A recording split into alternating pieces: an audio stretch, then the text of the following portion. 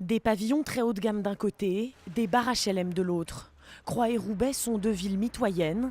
L'une est la commune la plus riche de France après Neuilly-sur-Seine. L'autre détient depuis 4 ans le titre de ville la plus pauvre.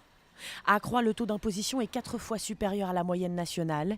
Et l'idée qu'on se fait du maire idéal, c'est celle d'une autorité bienveillante et proche. Ça doit être une sorte de père de famille, un maire, proche des gens. Qui soit au contact de ses ouailles, comme on dit. Ah, c'est ça, voilà, oui. hein, qui dit bonjour quand on le voit. Très très proche de sa commune, de ses habitants, tout ça. Donc c'est ce qu'on veut en premier, quoi.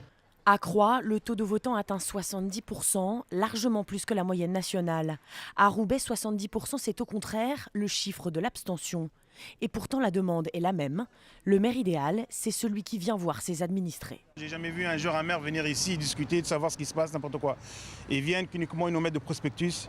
Et après ils sont dans leur bureau, n'importe quoi, on ne les voit jamais. On n'a pas l'impression qu'il y ait une mairie pour les Roubaisiens. On a l'impression qu'ils sont bien dans leur bureau, que ça se passe bien, ils font des petites réunions, tout ça. Mais par contre, depuis 2 mois, là on les voit. Il faut se débrouiller nous-mêmes. Si on ne se débrouille pas, on survit. Première demande des Français, riches comme pauvres, un élu présent.